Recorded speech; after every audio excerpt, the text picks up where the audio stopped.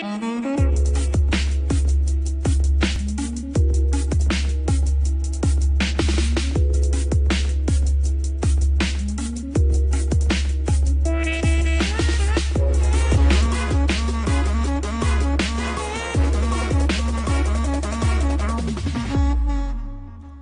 à tous, je suis très heureux de vous retrouver encore une fois ici en direct à Saint-Vincent, Haute-Loire pour ce festival des mécaniques anciennes, 17e édition. C'est incroyable, on voit des voitures de toutes les couleurs, de toutes les formes, de toutes les années, c'est vraiment magnifique. Alors je vais vous présenter dans ce JT les différentes zones. Ici on est dans la zone des moteurs fixes, vous en voyez un juste derrière moi, bon, des moteurs tous rénovés, c'est incroyable.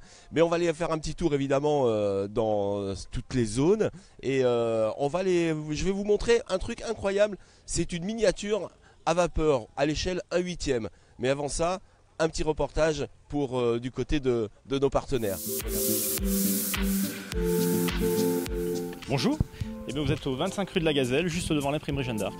Imprimerie de labeur par définition, c'est-à-dire tout ce qui est imprimé administratif, commerciaux. Donc on travaille essentiellement avec de l'entreprise, un peu d'administration, de la collectivité locale. Il y a une partie d'activité qui est dédiée à l'édition, effectivement, essentiellement du roman de terroir, de la bio, et puis l'histoire de communes, de villages, de territoires. On est présent aussi bien sur l'impression offset que numérique, de plus en plus en numérique, puisqu'on va arriver, je pense, d'ici quelques années à un parfait équilibre entre 50% d'activité numérique, 50% d'activité offset. Donc, comme vous avez pu le voir lors de la visite, il y a un atelier pré-presse qui est doté d'impression numérique noir et couleur, une nouvelle presse d'ailleurs qui est rentrée en novembre dernier, et un atelier presse offset, donc de ce côté. Nous avons deux formats de machines, deux machines entièrement robotisées. Donc des machines allemandes qui sont pour la plus ancienne de 1954. C'est la grosse machine, ce qu'on appelle la cylindre de découpe, qui est aujourd'hui dédiée uniquement à la découpe au rainage. Voilà, elle fonctionne encore, oui.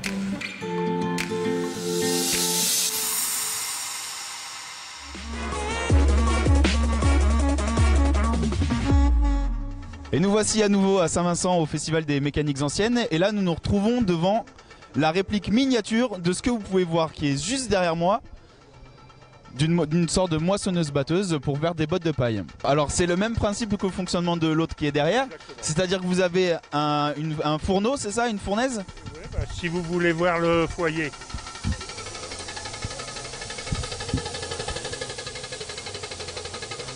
Et donc j'ai vu tout à l'heure que vous utilisiez la pompe à huile pour graisser. Qu'est-ce que vous graissez directement? C'est une pompe à eau, exactement. J'ai une pompe à eau mécanique dessus, mais avec un piston de 3 mm. Donc c'est à l'échelle, mais c'est pas suffisant. Donc j'ai réalisé une grosse pompe et comme ça je maintiens le niveau. D'accord, donc ce qui vous permet d'injecter de l'eau à l'intérieur pour rester en pression? Oui, parce que c'est très important de surveiller le niveau d'eau. Il ne faut pas que le ciel de foyer soit découvert, sinon la chaudière fond. D'accord. Et est-ce que vous pouvez nous parler un peu du fonctionnement pour mettre la paille directement en botte? Vous avez le batteur qui est là. Là, vous avez les ameneurs. Une fois que la paille est battue, le blé il tombe, il est trié, enfin bref, et il s'en va dans la presse. Et là, on en fait des balles rectangulaires. D'accord. Mais tout ça, c'est vous qui l'avez fabriqué? Oui. En partant de rien du tout, vous avez pris vos matériaux, vous avez créé la totalité de la machine? J'avais des plans à l'échelle de réalisation. Et vous avez réalisé d'autres miniatures ou c'est la seule que vous avez faite? J'ai fait une Pacific 231 au 17e en voie de 89 mm, une Decauville en voie de 127. Je tire 5 adultes ou 12-13 enfants. Puis j'ai réalisé le tracteur à vapeur que vous voyez là-bas. Très bien. Eh ben, je vous remercie pour votre temps. Et ben, on se retrouve tout à l'heure pour d'autres explications si vous voulez. Voilà, une nouvelle zone qui vient d'être implantée ici au Festival des mécaniques anciennes. Eh bien, c'est le camp militaire avec une super expo actuellement et puis plein de voitures. Voilà, allez, on va se balader encore une fois. Vous allez voir, voilà, tous les passionnés vont trouver la pièce idéale avec un endroit, 1,5 km de bourse pour échanger et pour acheter, pour vendre votre matériel. Mais avant ça, évidemment, un petit coucou du côté des partenaires.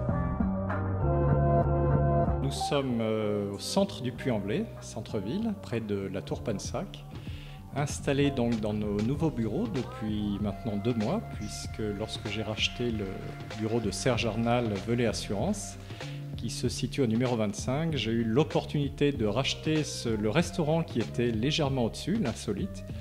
Et nous sommes maintenant au numéro 21, ce qui ne change pas les habitudes ni de nos clients, ni de nos employés.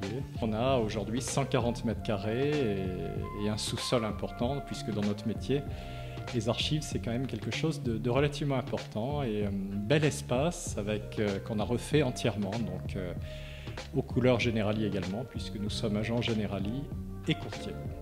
On est agent, bien sûr, général. Je dirais 3 secteurs, le pro-entreprise, bien sûr, le secteur du particulier et puis l'immeuble. On a un parc très important en immobilier. On est partenaire donc depuis le début, puisque mon prédécesseur Serge Arnal avait pris la main sur le dossier il y a 15 ans maintenant, c'était en 2002. Avec Roger Ferrand, que j'ai rencontré, donc que j'ai eu l'occasion de connaître et avec qui j'ai sympathisé.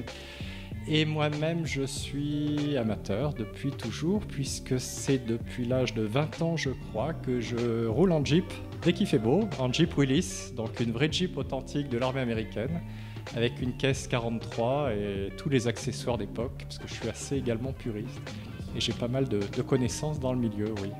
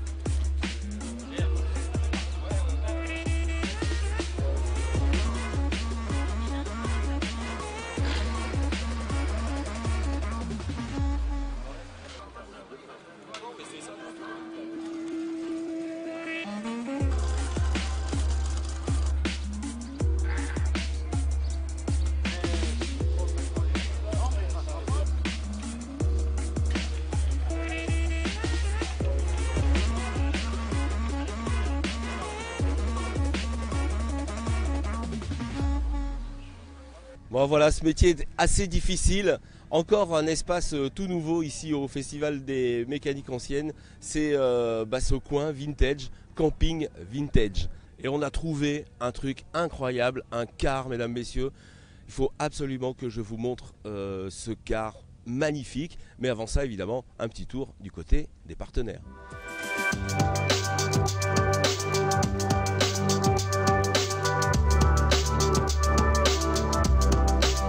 Bonjour et bienvenue au garage Escudero à Brive-Charensac. Donc nous sommes partenaires du Festival des mécaniques anciennes, que nous soutenons depuis de nombreuses années. On est installé à Brive depuis 2007. Auparavant, on est une vieille entreprise du Puy-en-Velay. On était dans le centre-ville. Et puis depuis 2007, et puis avec l'essor de la marque Toyota, on s'est agrandi. On a des nouveaux logos donc à Brive-Charensac. Donc il y a une grande partie mécanique avec des baies rapides, un grand showroom pour les véhicules neufs, un grand espace pour les pièces de rechange et puis aussi un local couvert pour l'occasion.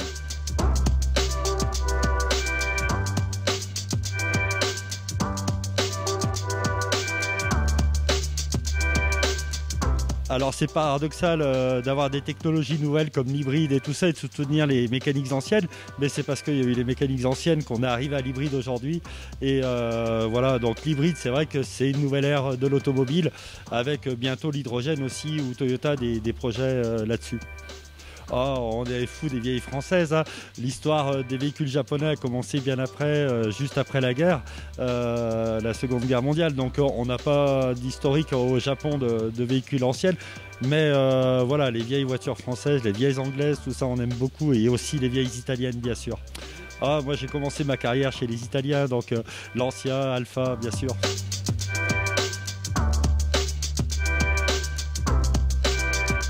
Voilà cette petite trouvaille ici au Festival des mécaniques anciennes, un car, parce que justement j'ai appris, Freddy m'a appris en tout début de festival la différence qu'il y a entre un car et un bus. Et Freddy, ça serait bien que vous m'expliquiez. Que je le répète. Voilà. Alors donc la différence entre le car et le bus, c'est que le bus est urbain Et le car, c'est pour faire les grands voyages, c'est le rêve.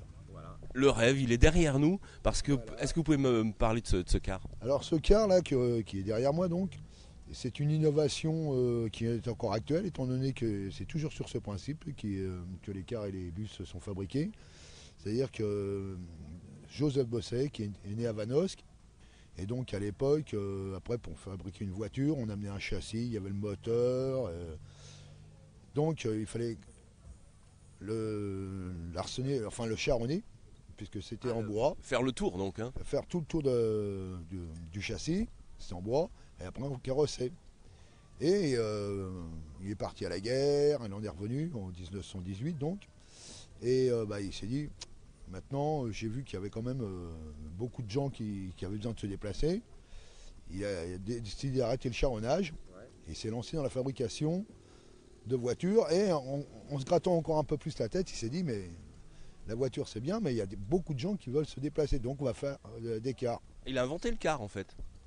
Pratiquement, quoi. Pratiquement. Mais sur ce principe-là, on peut dire qu'il l'a réellement inventé, parce qu'en fait, à l'époque, donc c'était aussi un châssis de camion avec le moteur et tout ce qui s'ensuit, et c'était lourd, le moteur était à l'avant, et donc un peu difficile à manier.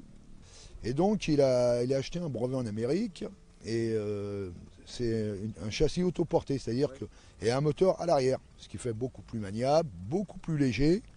Et je vous dis, jusqu'à aujourd'hui, les cars sont sur ce principe-là. Bon, il y a une différence avec la technologie et compagnie, mais c'est exactement ce principe. Et il fonctionne merveilleusement bien. Ah, tout à fait, on est venu de Vanosque avec. On est roulé à peu près à 70, on est monté quand même à 90. Oh là, punaise, une belle pointe là. Hein. Mais il roule vraiment très bien, il est maniable, il est merveilleux. Alors un peu de points techniques au niveau du moteur, qu'est-ce qu'on trouve sous le capot? Alors là, en parlant de technique, je pense que je vais vous passer quelqu'un d'autre, Pierre. Pierre, venez nous voir, Pierre. Il est beaucoup plus technique que moi, alors lui, c'est un magicien. Il va vous expliquer tout ça. Allez Pierre, vous allez vous tourner vers la caméra, pour les puristes, pour les amoureux du moteur. Oui, dites-moi ce qu'il y a dedans. C'est un moteur par D4HL, il fait 110 chevaux, il y a une boîte 2x5. 2x5, ça veut dire qu'il y a une boîte courte? Non, on a un relais sur le pont. Ah, oui, voilà. Okay. Voilà, et puis quelle barre, ralentisseur, il y a tout dessus. Ah, donc le circuit de freinage. Ah oui, d'accord, donc la même technique que maintenant. Que maintenant, presque. D'accord. Oui. C'est un novateur. Voilà, écoutez, je vous propose d'aller faire un petit tour. Vous voulez voir l'intérieur? Allez, on y va.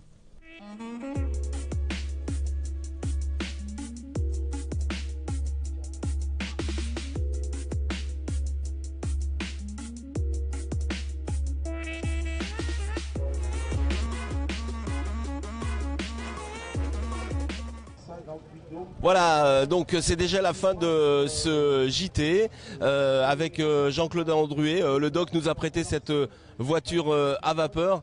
Alors Jean-Claude, qu'est-ce qui va vous rester de ce grand week-end? Déjà une surprise parce que je pensais pas qu'il y avait une manifestation de cette ampleur avec autant de monde. Les gens sont enthousiastes, mais il faut dire que il y en a pour tous les goûts. On y trouve un peu de tout. Moi-même j'ai acheté des pièces ici, oui, parce que il y a des brocantes sympas quoi. Et puis les gens sont en général là sont raisonnables au niveau des prix, donc c'est intéressant. Et d'ailleurs j'ai téléphoné hier à un copain qui fait souvent des brocantes pour lui conseiller de l'année prochaine de venir. Alors ça veut dire que pourquoi pas, on va vous voir l'année prochaine ici, Jean-Claude? Peut-être, en tout cas le coin est fantastique, là il y a vraiment, ça donne envie l'été de venir dans quelques maisons d'hôtes ici qui sont remarquables et voilà, où les gens sont sympas et puis on retrouve une nature préservée et puis des valeurs qui ont disparu malheureusement dans toutes les grandes villes et puis dans beaucoup de régions. Et bien voilà, donc on va se donner rendez-vous dès l'année prochaine ici même à Saint-Vincent, Haute-Loire pour la 18e édition. Voilà, Jean-Claude, le volant lui démange. On va se dire au revoir. Merci de nous avoir suivis. Vous êtes plus de 500 à nous suivre tous les jours et ça nous fait super plaisir. Allez, bye bye et à bientôt pour d'autres aventures. Je voulais dire au caméraman de faire attention parce que je vais lâcher la vapeur. Alors, bien sûr, vous savez que notre parrain cette année pour cette 17e édition du Festival des mécaniques anciennes, notre parrain c'est Jean-Claude Andruet. Et bien figurez-vous que Jean-Claude Andruet a trouvé une Alpine, une petite alpinette, et elle a été restaurée et c'est son numéro. Vous allez voir, le propriétaire c'est Sylvain, il est aux anges, regardez. Bah, c'est toujours une émotion, hein, parce que c'est cette voiture, à l'époque, je t'ai dit tout à l'heure comment elle avait été fabriquée avec des pièces qui venaient d'un peu partout. Et en réalité, les designers disaient que c'était la réussite numéro 1 devant Porsche. Hein, voilà. Et donc, c'est exceptionnel, c'est un miracle cette voiture. Et en plus, c'est un bonheur à piloter, c'est incroyable le plaisir qu'on prend en montagne. En fait, c'est une voiture que j'ai achetée. Que j'ai récupéré qui était épave parce qu'elle avait fait un rallye et elle est mal finie. Voilà, il m'a fallu 8 ans pour la remonter. Ah oui. J'ai reconstruit voilà, dans la config quand vous avez gagné le Monte Carlo parce que c'est la plus belle que je trouve. Et voilà, quoi. Ben, c'est le numéro de ma voiture que portait l'Alpine que je pilotais au Monte Carlo 1973. Oui, la première... c'est la première épreuve du championnat du monde actuel, hein, le Monte Carlo 73. Ouais, voilà. Oui. Non, ça a été une course fabuleuse. Bah, des Monte Carlo, j'aurais dû en gagner 4, mais il m'arrivait toujours des trucs incroyables. Même cette année-là, j'ai crevé et tout ça, mais malgré tout, j'avais vraiment envie. À l'époque, la notion de sécurité, on n'avait même pas d'appui-tête. Hein. On avait les baquets qui arrivaient au milieu du dos. Et il n'aurait pas fallu aller taper de l'arrière. Hein. Sylvain, il a un moteur 1300. Alors, cette voiture a la particularité d'être plus agile parce qu'elle est plus légère. Voilà. Par rapport au bloc 1600, quand on a gagné Monte Carlo, c'était l'évolution en 1860 à l'époque. Voilà. Donc, je disposais de 175 chevaux, mais la voiture était légère. Hein. Donc, c'était la force de l'Alpine. Alors, on est un peu fiers, Sylvain, là. Hein. Non, merci beaucoup. Ouais. Franchement, je suis très heureux, merci. Ouais. Ça, c'est un beau cadeau. Ouais, c'est un beau cadeau, ouais. Bravo, merci. Ça va, Voilà, donc c'est la fin de ce JT. Vous avez été très nombreux à nous suivre. Merci en tout cas pour cet accueil qui est vraiment remarquable ici en Haute-Loire. Je vous propose de finir évidemment avec des voitures. Et ben voilà, le grand défilé. Et regardez ce qui se passe ici à Saint-Vincent. Allez, bye bye, à l'année prochaine.